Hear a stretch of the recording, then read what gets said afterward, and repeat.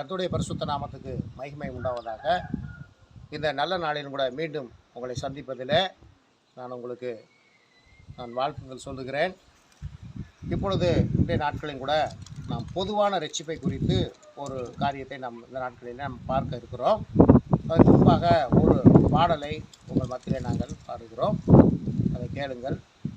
என் ஜனமே மனந்திரும்பு, இயேசுவிடம் ஓடிவா.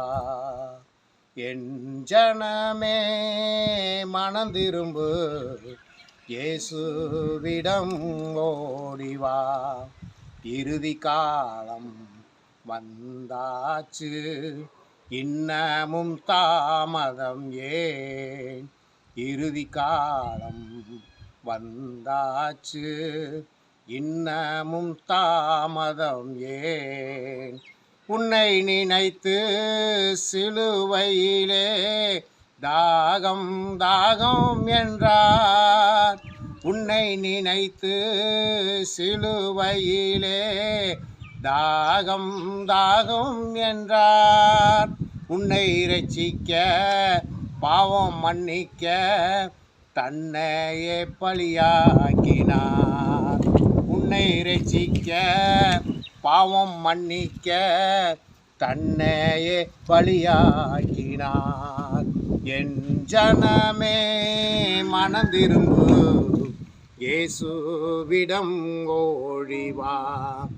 இறுதி காலம் வந்தாச்சு, இன்னமும் தாமதம் ஏன்? தூய ரத்தம் உனக்காக, தீய உன் வாழ்வு மாற. தூய ரத்தம் உனக்காக, தீய உன் வாழ்வு மாற. காயங்கள் உனக்காக, நோய்களெல்லாம் தீர. காயங்கள் உனக்காக, நோய்களெல்லாம் தீர. என் ஜனமே மனந்திரும்பு, இயேசுவிடம் ஓடிவா.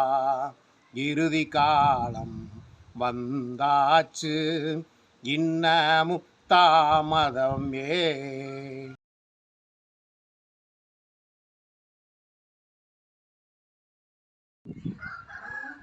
பிரியமானவர்களே, இந்த நாளிலும் நாம் பொதுவான ரட்சிப்பை குறித்து நாம் பார்க்க இருக்கிறோம். அதற்கு ஆதாரமாக வேதாகமத்திலிருந்து மத்தேயு எழுதின சுவிசேஷத்திலிருந்து ஒரு வசனத்தை நாம் வாசிக்க இருக்கிறோம். மத்தேயு 4வது அதிகாரம் 17வது வசனம்.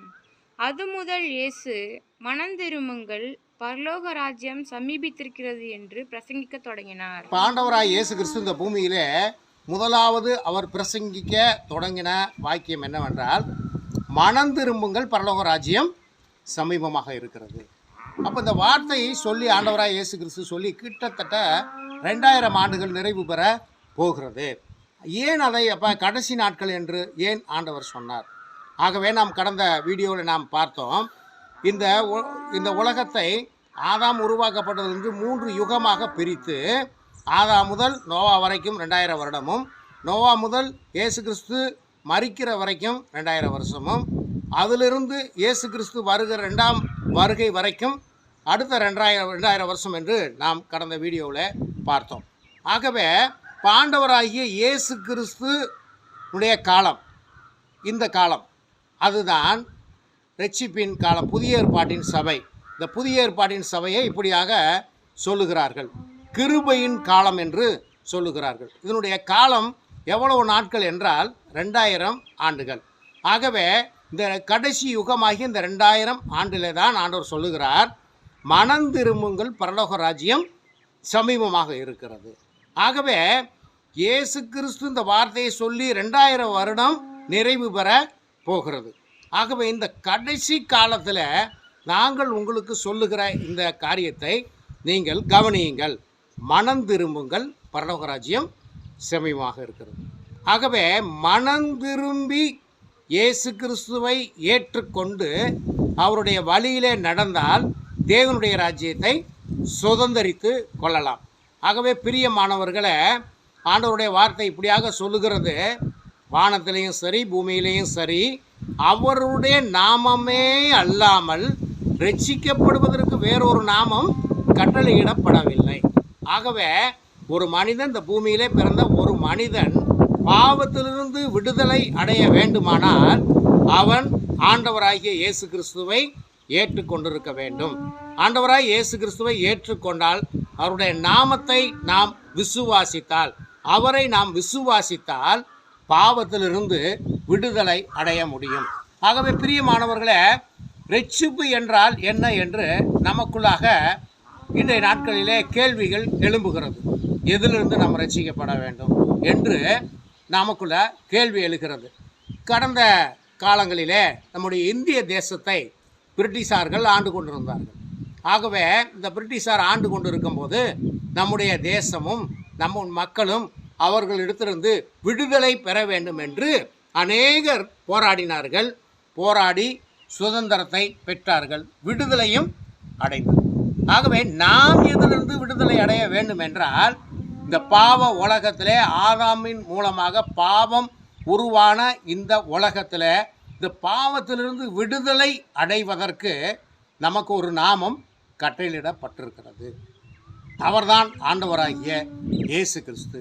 இந்த ஆண்டவராகிய இயேசு கிறிஸ்துவை விசுவாசித்து, அவருடைய நாமத்தின் மேல் விசுவாசம் வைத்து, அவருடைய வழியிலே நாம் நடப்போமானால் நமக்கு ரட்சிப்பு கிடைக்கும். ஆகவே பிரியமானவர்களே, தொடர்ந்து இன்னொரு வேத வசனத்தை நாம் வாசிக்க இருக்கிறோம். இதே மத்தேயு எழுதின சுவிசேஷத்தில் மத்தேயு 11வது அதிகாரம் 28வது வசனம். வருத்தப்பட்டு பாரம் சுமக்கிறவர்களே, நீங்கள் எல்லாரும் என்னிடத்தில் வாருங்கள், நான் உங்களுக்கு இளைப்பாறுதல் தருவேன். இங்க ஆண்டவராய் இயேசு கிறிஸ்து சொல்லுகிறார், வருத்தப்பட்டு பாரம் சுமக்கிறவர்களே. என்ன பாரம் சுமக்கிறோம்? இந்த பாவ உலகத்தில் பிறந்த நாம் எல்லாருமே பாவம் என்கிற ஒரு சுமையை நாம் சுமந்து கொண்டிருக்கிறோம். ஆகவே ஆண்டவராய் இயேசு கிறிஸ்து சொல்லுகிறார், வருத்தப்பட்டு பாரம் சுமக்கிறவர்களே, நீங்கள் எல்லாரும் என்னிடத்தில் வாருங்கள், நான் உங்களுக்கு இளைப்பாறுதல் தருகிறேன் என்று ஆண்டவர் சொல்லுகிறார். ஆகவே இந்த பாவம் என்கிற இந்த சுமையை இறக்கி வைப்பதற்கு அல்லது விட்டு விடுவதற்கு, நாம் இளைப்படைவதற்கு, நாம் இளைப்பாறுவதற்கு நமக்கு ஒரு இடம் உண்டு. ஆகவே அவர்தான் ஆண்டவராய் இயேசு கிறிஸ்து. ஆண்டவராய் இயேசு கிறிஸ்துவனிடத்தில் நம்முடைய பாவங்களை இறக்கி வைத்து விடுவோமானால் நமக்கு விடுதலை கிடைக்கும். ஆகவே வேதவசனம் சொல்லுகிறது, தன் பாவங்களை மறைக்கிறவன் வாழ்வடைய மாட்டான், தன் பாவங்களை அறிக்கை செய்து விட்டு விடுகிறவனோ புதிய வாழ்வை பெற்றுக்கொள்வான் என்று நம்முடைய ஆண்டவருடைய வார்த்தை சொல்லுகிறது. ஆகவே இந்த பாவ உலகத்தில் நாம் பிறந்திருக்கிறோம், நமக்குள்ளாக பாவம் இருக்கிறது. இந்த பாவத்திலிருந்து விடுதலை அடைவது. ஒருவேளை என்னிடத்திலே பாவம் இல்லை என்று சொல்லுவாமானால் நம்மை நாமே வஞ்சிக்கிறவர்களாக காணப்படுவோம் என்றும் வேதவசனம் சொல்லுகிறது. ஆகவே பாவம் இல்லை என்று, எனக்குள்ளே பாவம் இல்லை என்று எந்த ஒரு மனுஷனும் எந்த ஒரு மனுஷியும் சொல்ல முடியாது. ஆகவே இந்த பாவத்திலிருந்து விடுதலை அடைவதற்கு ஒரே ஒரு வழி உண்டு, அவர்தான் ஆண்டவராகிய இயேசு கிறிஸ்து. ஆண்டவராகிய இயேசு கிறிஸ்துவினிடத்தில் உன் பாவத்தை நீ அறிக்கை செய்து விட்டுவிட்டால் புதிய வாழ்வை நீ பெற்றுக்கொள்ளலாம், அல்லது நித்திய ஜீவனை நீ பெற்றுக்கொள்ளலாம். இதை குறித்து நீங்கள் அறிந்து கொள்வதற்காக நாங்கள் இந்த நாட்களிலே வேதாகமத்தில் பழைய ஏற்பாட்டின் காலத்தில் இருந்து ஒரு முன்மாதிரியை, ஒரு காரியத்தை நாங்கள் உங்களுக்கு தெரிவிக்க இருக்கிறோம். 2 ராஜாக்களின் புஸ்தகம் 5ஆம் அதிகாரத்தில் 1வது வசனத்தில் முதல்ந்து இப்பொழுது நாம் வாசிக்க கேட்போம். சீரிய ராஜாவின் படைத்தலைவனாகிய நாகமான் என்பவன் தன் ஆண்டவனிடத்தில் பெரிய மனுஷனும் எண்ணிக்கையுள்ளவனுமாய் இருந்தான். அவனை கொண்டு கர்த்தர் சீரியாவுக்கு இரட்சிப்பை கட்டளையிட்டார். மகா பராக்கிரமசாலியாகிய அவனோ குஷ்டரோகியாய் இருந்தான். இப்போ பார்க்குறோம், சீரியா இராணுவத்தில் ஒரு மிகப்பெரிய ஒரு படைத்தலைவன், அந்த சீரியா தேசத்தினுடைய அந்த இராணுவத்தில் மிகப்பெரிய அதிகாரியாக இருந்தவர் தான் இந்த நாகமான் என்கிற ஒரு மனுஷன். அவருக்கு ஆண்டவர் கர்த்தர் அந்த சேனையிலே அந்த சீரியா தேசத்துக்கு மிகப்பெரிய வெற்றியெல்லாம் அந்த மனுஷன் மூலமாக தேடி தந்தார் என்று வேதாகமம் சொல்லுகிறது. ஆனால் அந்த மனுஷனும் குஷ்டரோகம் பிடித்த ஒரு மனுஷனாய் காணப்பட்டார்.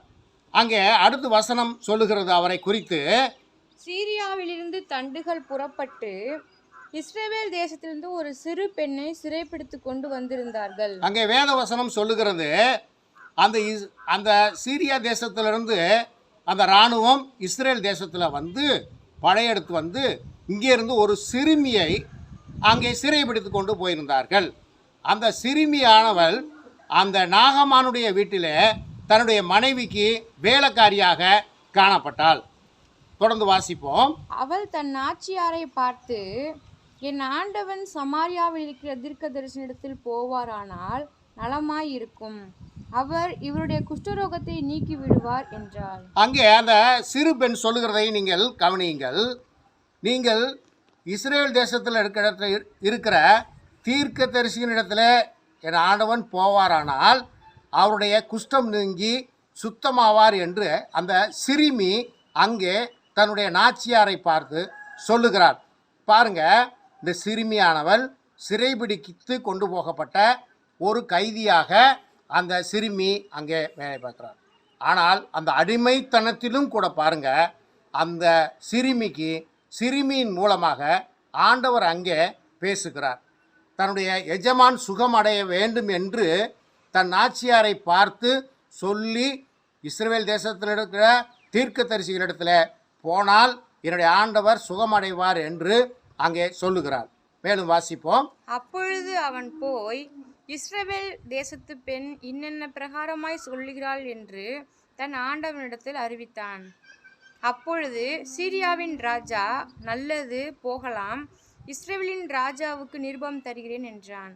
அப்படியே அவன் தன் கையிலே 10 தாலந்து வெள்ளியையும் 6000 சேக்கல் நிறை பொன்னையும் 10 மாற்று வஸ்திரங்களையும் எடுத்து கொண்டு போய் இஸ்ரவேலின் ராஜாவினிடத்தில் அந்த நிருபத்தை கொடுத்தான். பாருங்க, இப்போது செய்தியை கேட்ட உடனே நாகமானும் சரி போகலாம் என்று விசுவாசித்து தன்னுடைய தேசத்தினுடைய ராஜாவினிடத்தில் போய் செய்தியை அறிவிக்கிற பொழுது அவரும் நிருபத்தை கொடுக்கிறார். யாருக்கு கொடுக்கிறார்?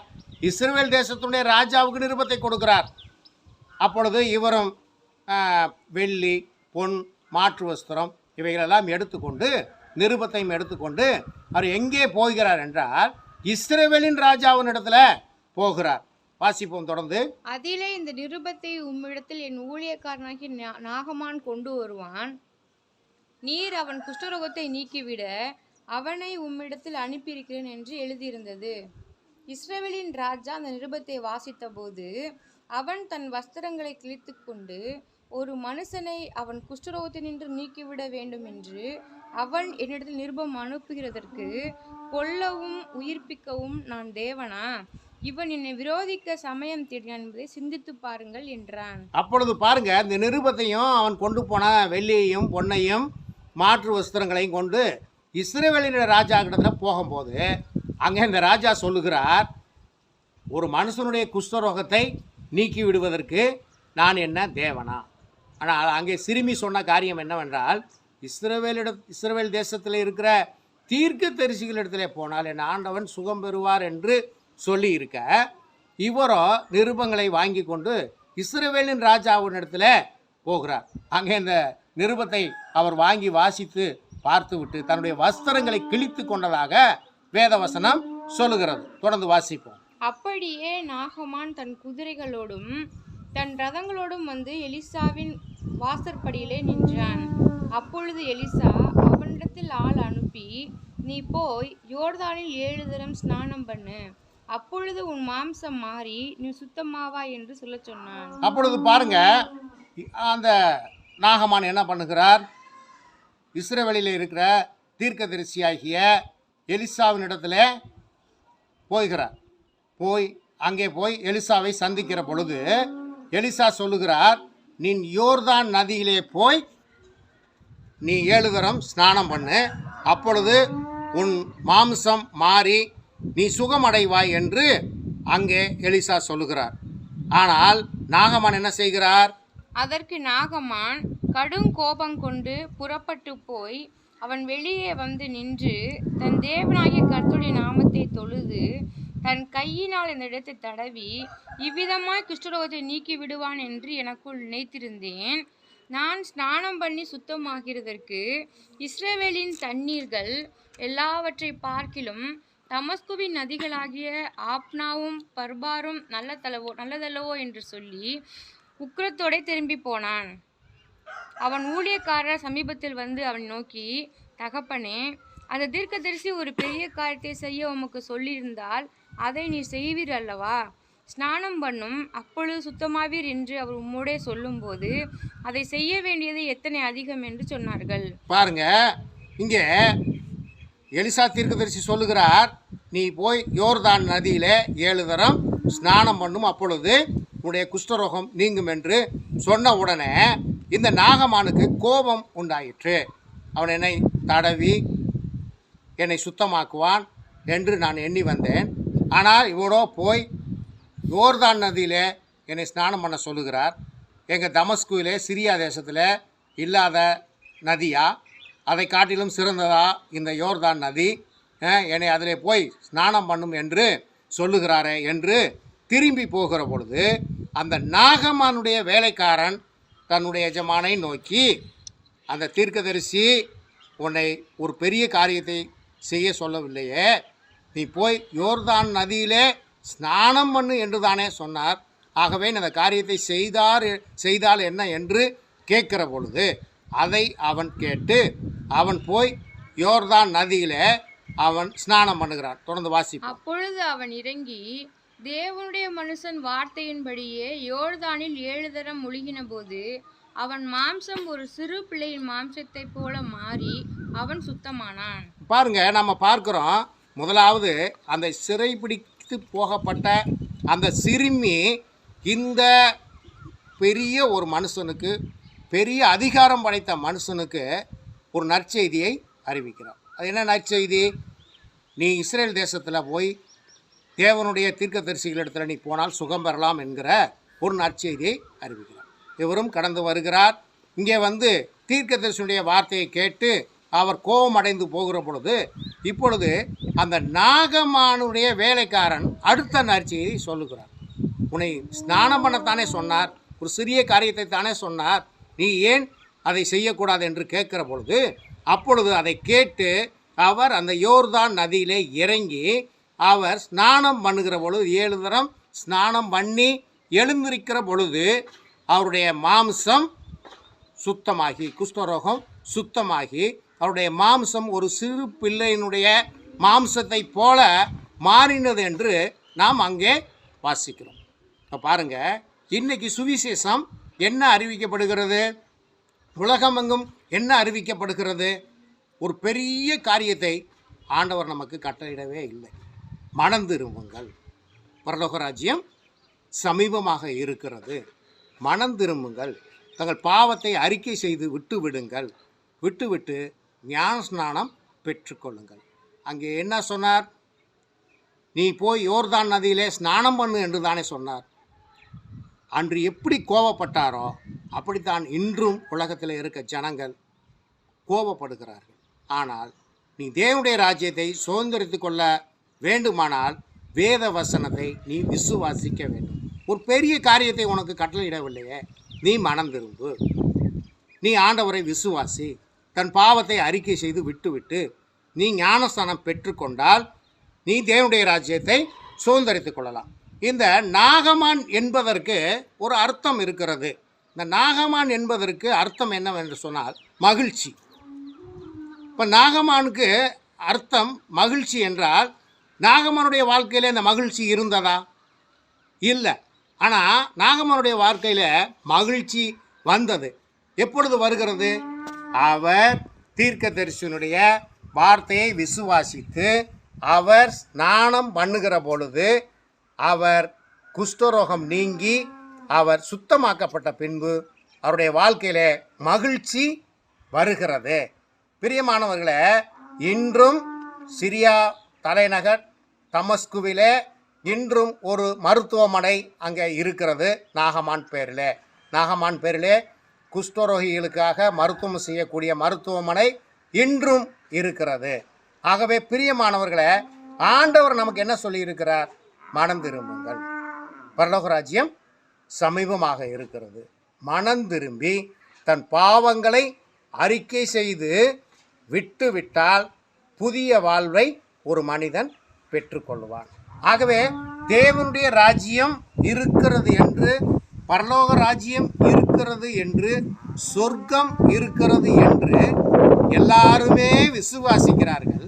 ஆனால் அந்த சொர்க்கத்துக்கு, அந்த பரலோகத்திற்கு போவதற்கான வழி நம்முடைய வேதாகமத்திலே, பைபிளே மட்டும்தான் சொல்லப்பட்டிருக்கிறது. ஆகவே பாவத்தை மன்னிப்பதற்கு அதிகாரம் படைத்தவர் நம்முடைய ஆண்டவராகிய இயேசு கிறிஸ்து. நம்முடைய பாவத்தை மன்னிப்பதற்கு அதிகாரம் படைத்தவரும் அவரே. ஆகவே நம்முடைய ஆண்டவராகிய இயேசு கிறிஸ்துவனுடைய நாமமே அல்லாமல் வேறொரு நாமம், ரட்சிக்கப்படுவதற்கு வேறொரு நாமம் கட்டளையிடப்படவில்லை. ஆகவே ஆண்டவராகிய இயேசு கிறிஸ்துவை விசுவாசியுங்கள். உங்களுடைய பாவங்களை அறிக்கை செய்து விட்டு நீங்கள் ஞானஸ்நானம் பெற்றுக்கொண்டு தேவனுடைய ராஜ்யத்துக்கு ஆயத்தப்படுங்கள். உங்களுடைய வாழ்க்கை ஆசீர்வதிக்கப்படுவதோடு நில்லாமல் நீங்கள் தேவனுடைய ராஜ்யத்தையும் சுதந்திரித்து கொள்ள முடியும் என்பதை குறித்து இந்த நாட்களிலே நாங்கள் உங்களுக்கு தெரிவிக்கிறோம். பிரியமானவர்களே, இந்த வார்த்தைகளை குறித்து நீங்கள் வேதாகமத்தில் நீங்கள் படித்து அதை குறித்து ஆராய்ச்சி செய்து வேதம் நமக்கு என்ன எழுதியிருக்கிறது என்பதை நீங்கள் வாசித்து நீங்கள் அதை நிறைவேற்றுவீர்களானால், அவருடைய வழியிலே நடப்பீர்களானால் உங்களுடைய வாழ்க்கை ஆசீர்வதிக்கப்பட்டு நீங்கள் தேவனுடைய ராஜ்யத்தை சுதந்திரித்துக் கொள்ளலாம் என்பதை இதன் மூலம் நாங்கள் உங்களுக்கு தெரிவிக்கிறோம். கர்த்தராகிய இயேசு கிறிஸ்து தாமே உங்களை ஆசீர்வதிப்பாராக. ஆமென்.